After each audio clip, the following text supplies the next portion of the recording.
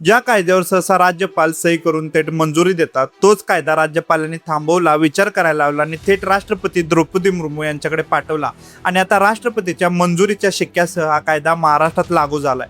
तो कायदा म्हणजे देवेंद्र फडणवीस यांचा बहुचर्चित महाराष्ट्र धर्म स्वातंत्र्य कायदा 2026। बळजबरी आणि फसवणुकीच्या धर्मांतराला चाप लावणारा हा कायदा नेमका काय आहे, चला अगदी एका मिनिटात समजून घेऊया। सगळ्यात आधी गैरकायदेशीर धर्मांतर नक्की कशाला म्हणायचं? सोप्या भाषेत सांगायचं झालं, जर कोणी खालीलपैकी कोणत्याही मार्गाने धर्मांतर घडवून आणलं तर तो गुन्हा मानला जाईल। लालच किंवा आमिष, पैसे, नोकरी, मोफत शिक्षण, लग्नाचं आश्वासन किंवा चांगल्या लाईफस्टाईलचं आमिष दाखवून केलेलं धर्मांतर, बळजबरी किंवा दबाव, शारीरिक किंवा मानसिक त्रास देणे, वाईट टाकण्याची किंवा मालमत्तेचं नुकसान करण्याची धमकी देऊन केलेलं धर्मांतर, फसवणूक, खोटं नाव सांगणे, बनावट धार्मिक चिन्हे वापरणे किंवा स्वतःची खरी ओळख लपवून केलेली फसवणूक आणि धर्मांतर हे सर्व गैरकायदेशीर धर्मांतर आहेत। आणि सर्वात महत्त्वाचं म्हणजे जर एखादा विवाह केवळ धर्मांतराच्या उद्देशाने झाला असेल तर कोर्ट तो विवाह थेट रद्द करू शकतं। आता प्रश्न येतो, अशा विवाहामधून जन्माला आलेल्या मुलांच्या भविष्याचं आणि हक्कांचं काय? या कायद्यात मुलांच्या अधिकाराचं पूर्ण रक्षण करण्यात आले।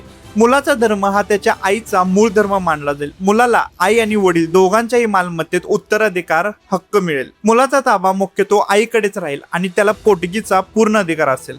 आता पुढचा प्रश्न, मग कोणाला स्वतःच्या इच्छेने धर्मांतर करायचं असेल तर त्यासाठी कायदेशीर मार्ग आहे, पण प्रक्रिया खूप कडक करण्यात आली आहे। 60 दिवस आधी नोटीस, धर्मांतर करणाऱ्या व्यक्तीला आणि तो सोहळा आयोजित करणाऱ्या संस्थेला 60 दिवस आधी जिल्हाधिकाऱ्यांना पूर्वसूचना द्यावी लागेल। पोलीस चौकशी, काही हरकत आली किंवा शंका वाटली तर पोलीस यावर सखोल चौकशी करतील। 21 दिवसात घोषणापत्र, धर्मांतर पूर्ण झाल्यावर 21 दिवसाच्या आत जिल्हाधिकाऱ्यांकडे अधिकृत घोषणापत्र जमा करणं बंधनकारक असेल। आता यात शिक्षेची तरतूद पाहूया। सामान्य किंवा बेकायदेशीर धर्मांतर केल्यास 7 वर्षापर्यंत कारावास आणि 1 लाख रुपये दंड।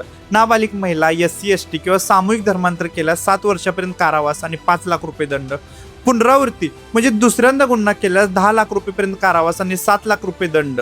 यात संस्था संघटना दोषी आढळल्यास नोंदणी रद्द व 7 वर्ष कारावास आणि 5 लाख रुपये दंड अशी तरतूद आहे। या कायद्याअंतर्गत सर्व गुन्हे दखलपात्र आणि गैरजामीनपात्र असतील आणि सर्वात महत्त्वाची गोष्ट म्हणजे धर्मांतर बेकायदेशीर नव्हतं हे सिद्ध करण्याची सर्व जबाबदारी कोर्टात धर्मांतर घडवून आणणाऱ्या व्यक्तीवर आणि संस्थेवरच असेल। थोडक्यात सांगायचं झालं तर महाराष्ट्र धर्म स्वातंत्र्य कायदा 2026 द्वारे संविधानाने दिलेल्या धार्मिक स्वातंत्र्याचं रक्षण करतानाच बळजबरी आणि फसवणुकीच्या धर्मांतराला कडक चाप लावण्याचा प्रयत्न सरकारने केला आहे। या नव्या कायद्याबद्दल आणि यातील कडक तरतुदीबद्दल तुमचं काय मत आहे? कमेंट्समध्ये तुमची प्रतिक्रिया नक्की नोंदवा।